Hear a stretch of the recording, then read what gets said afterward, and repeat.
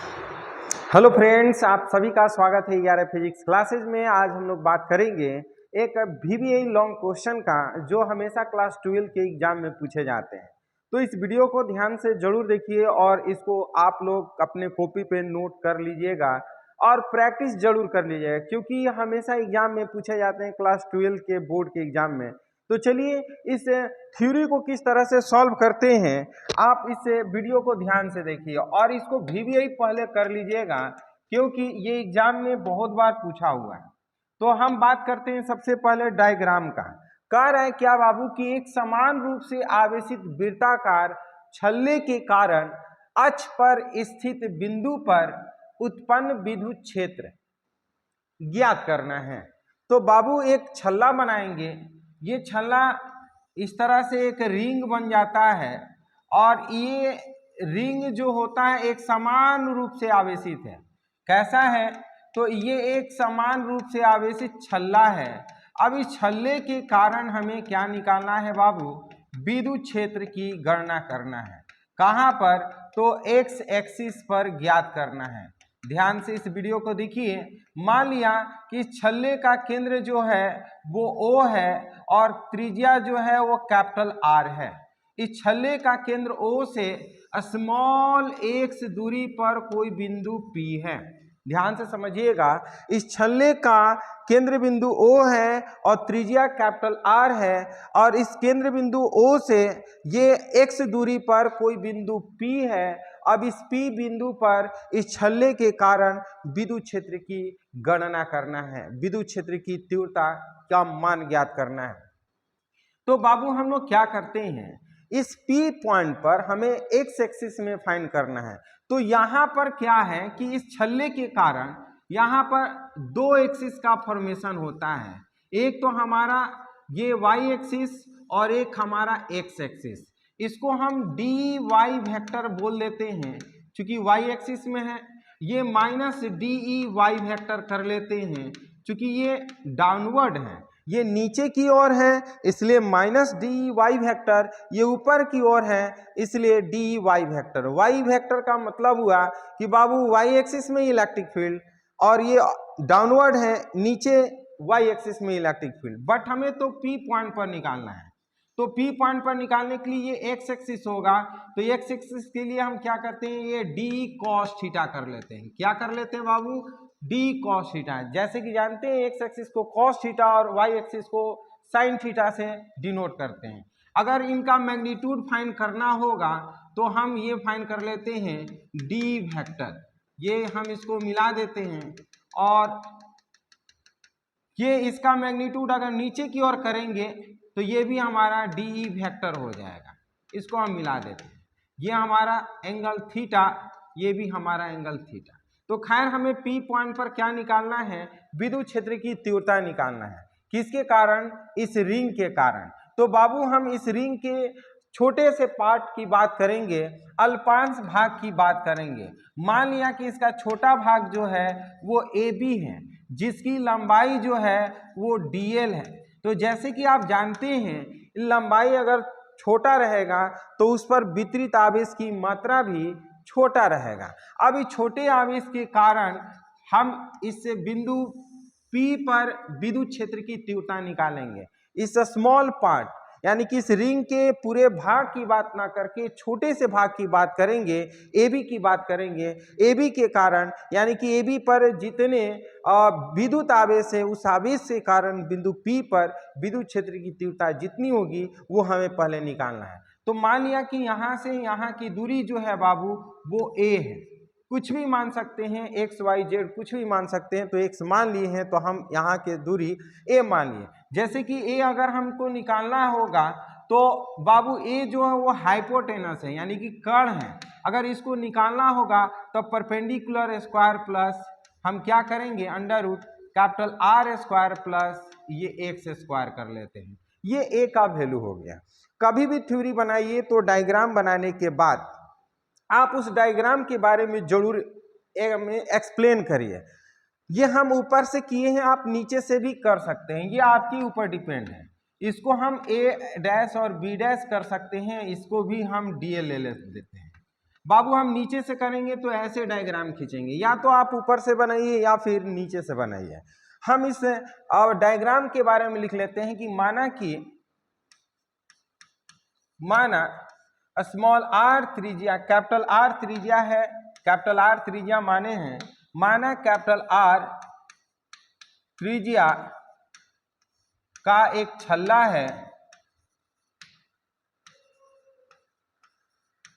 है जिसका केंद्र बिंदु, जिसका केंद्र O है। केंद्र O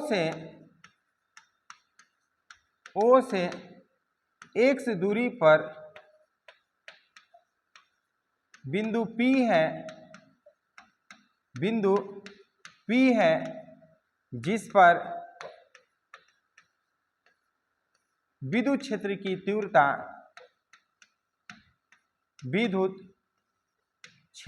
तीव्रता ज्ञात करनी है।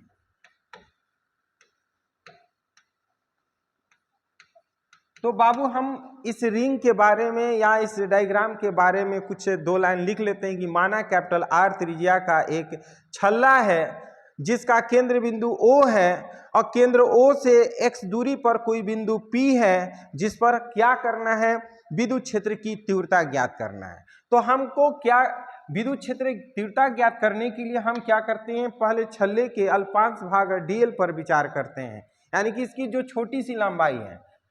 माना छल्ले का छोटे भाग लिखिए या अल्पांश भाग लिए, छोटे भाग dl पर विचार करते हैं। dl पर क्या करते हैं बाबू, विचार करते हैं,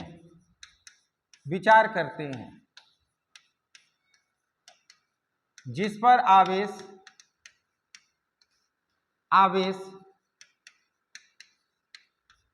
dq है। बाबू छोटा लंबाई रहेगा तो छोटा आवेश होगा। तो छल्ले का रेखीय पृष्ठ आवेश घनत्व अगर हमको ज्ञात करना है, या छल्ले पर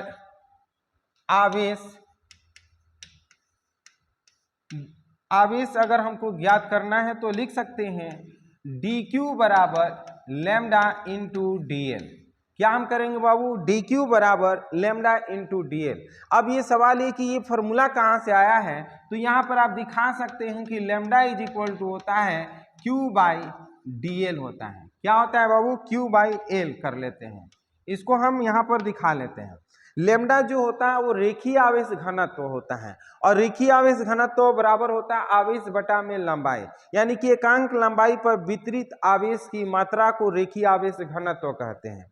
तो बाबू लंबाई अगर dl होगा तो आवेश भी हमारा क्या होगा, dq हो जाएगा। अगर हम ये dl लंबाई कर रहे हैं तो आवेश भी हमारा dq हो जाएगा। अगर हमें आवेश निकालना है तो लैम्डा इंटू dl कर लेते हैं। तो ये हो गया। यहाँ पर लिख सकते हैं जहाँ लैम्डा जो है, जहाँ लैम्डा ये छल्ले का रेखीय आवेश घनत्व है, रेखीय आवेश घनत्व है, और इसका मान जो होता है बाबू ये q by 2 pi capital R होता है। किसी छल्ले का रेखीय आवेश घनत्व का मान कितना होता है, q बाई 2 पाई R, क्योंकि q बाई लंबाई होता है, और लंबाई का मतलब इस छल्ले का लंबाई हमारा ये इसका पेरीमीटर होता है। इसका लंबाई क्या हो जाएगा, पेरीमीटर, यानी कि इसकी परिधि। तो परिधि हमारा क्या होता है बाबू, 2 पाई R, तो हम यहाँ पे 2 पाई R लिख लेते हैं। अब हम बात करेंगे, अब छोटे से भाग AB से P की दूरी जो है वो हम A माने हैं, तो माना यहाँ पर लिख लेते हैं, माना AB के मध्य बिंदु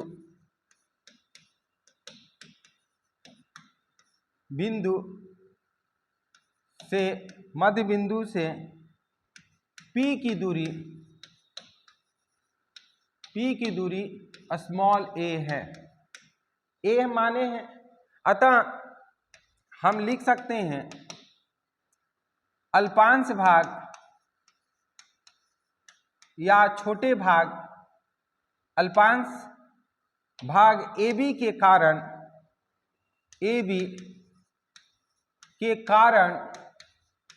बिंदु P पर विद्युत क्षेत्र लिखेंगे या फिर विद्युत क्षेत्र की तीव्रता। विद्युत क्षेत्र जब छोटा भाग रहेगा तो उसका विद्युत क्षेत्र भी बाबू छोटा होगा। तो विद्युत क्षेत्र हम क्या लिख लेते हैं, डी बराबर लिखेंगे बाबू 1/4 पाई एप्सिलॉन नॉट और इनटू ये डी क्यू बाई और ये कर लेते हैं ए स्क्वायर। ध्यान से समझिएगा, आप लोग पढ़े होंगे E बराबर 1/4 pi epsilon not into q by r square. ये फॉर्मूला जनरली बच्चे जानते हैं विद्युत क्षेत्र की तीव्रता का। तो बाबू यहाँ पर हम क्या कर दिए, 1/4 पाई एप्सिलॉन नॉट, चूंकि आवेश छोटा है तो हम डी क्यू कर लिए हैं। जब आवेश छोटा होगा तो हमारा विद्युत क्षेत्र भी छोटा होगा, डी हो जाएगा। और हमारा यहाँ पर आर है, हमने क्या माना है, दूरी ए स्क्वायर, तो ए स्क्वायर कर लेते हैं। तो ये छोटे भाग ए बी के कारण बिंदु पी पर विद्युत क्षेत्र की तीव्रता निकाले हैं। हम क्या करेंगे, पूरे छल्ले के कारण बिंदु पी पर विद्युत क्षेत्र की तीव्रता निकालेंगे। अतः पूरे छल्ले के कारण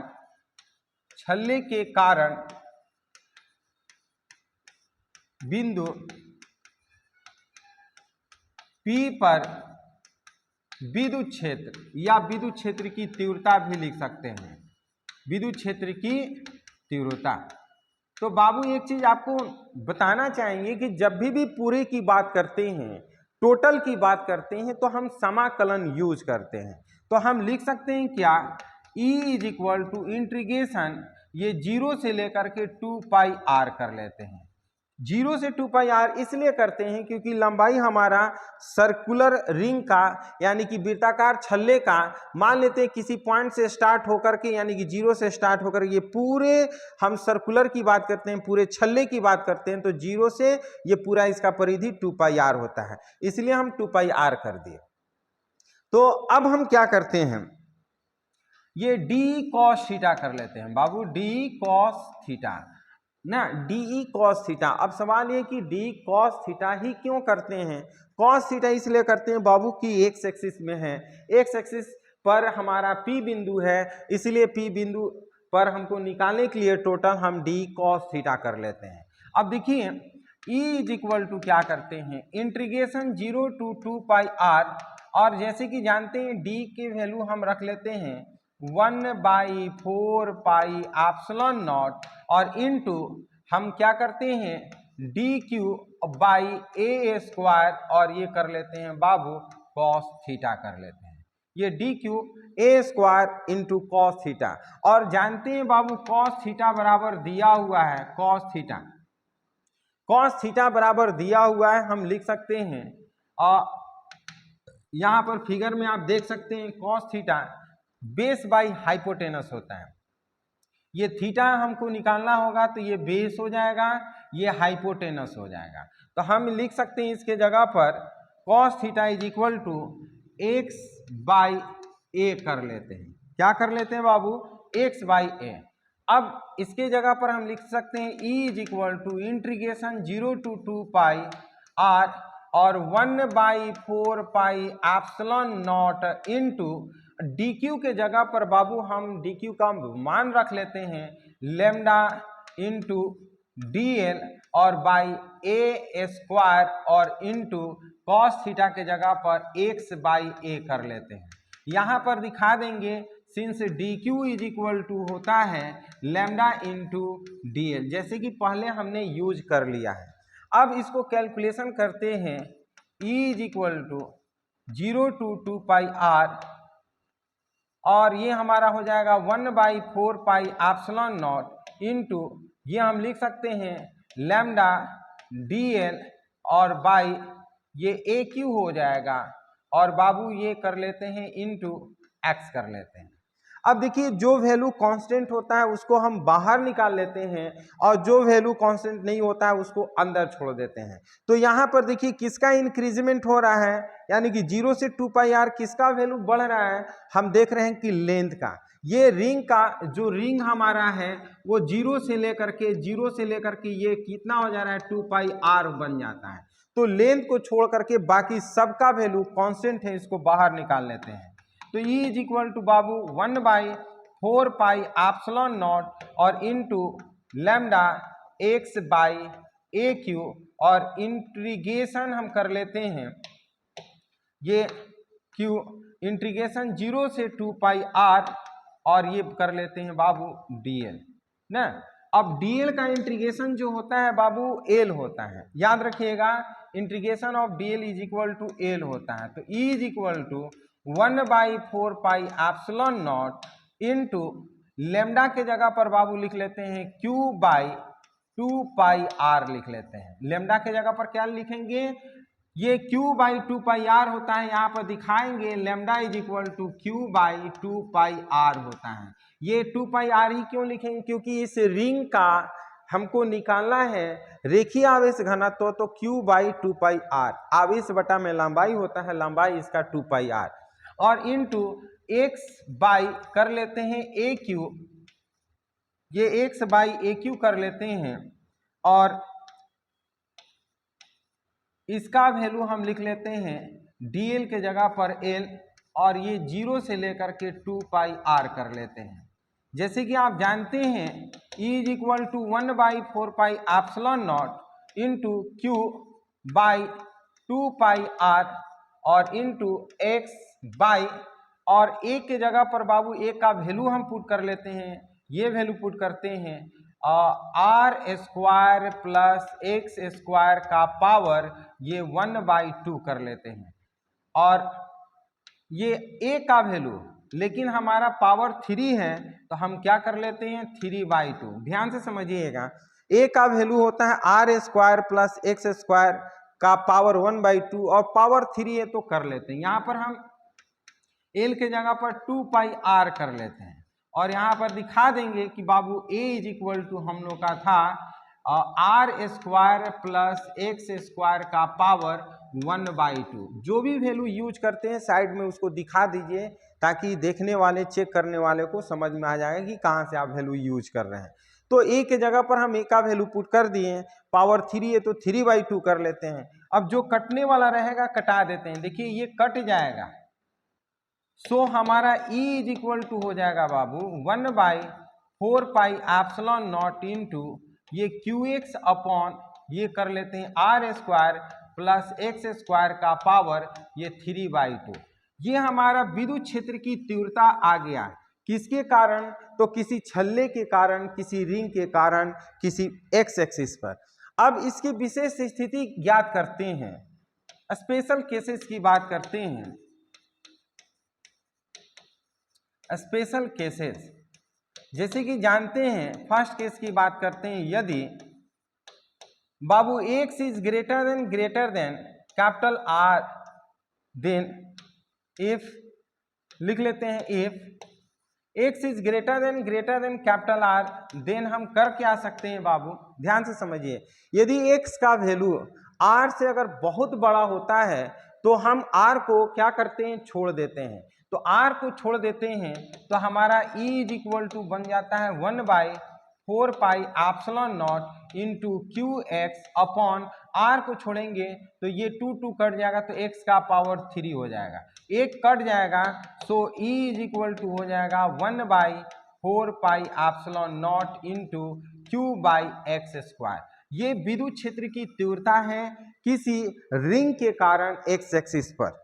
तो हम इस तरह से लिख लें, एक्स का वैल्यू कुछ भी हो कर सकते हैं। सेकेंड केस की बात करते हैं कि if x is equal to 0, then बाबू जब x का वैल्यू 0 हो जाए, यानी कि किसी रिंग से दूरी अगर 0 हो जाए, तो उस कंडीशन में हमारा क्या होगा, विद्युत क्षेत्र E बराबर हो जाएगा 0। क्यों, क्योंकि अगर हम x का वैल्यू 0 रखते हैं तो ये पूरा हमारा वैल्यू क्या हो जाएगा, 0 हो जाएगा। तो इस तरह से VVI लॉन्ग क्वेश्चन था। उम्मीद करते हैं कि ये थ्योरी आप लोग को पसंद आया होगा। यदि ये वीडियो पसंद आया होगा, थ्योरी पसंद आया होगा, तो इस वीडियो को लाइक और शेयर जरूर करिएगा। और इसी तरह से जितने भी मोस्ट इंपॉर्टेंट लॉन्ग क्वेश्चन है क्लास 12 का, वो इस वीडियो को देखते रहिए। प्लेलिस्ट में सारे वीडियो मिल जाएंगे, वो सारे वीडियो देख करके प्रैक्टिस जरूर करिएगा और एग्जाम यानी कि क्लास 12 के एग्जाम में टॉप जरूर करिएगा। हमारे तरफ से फिजिक्स में आप 100% लाइएगा अगर हमारा वीडियो रेगुलर देखते हैं तब। तो फिर मिलते हैं इसी तरह से नेक्स्ट वीडियो में।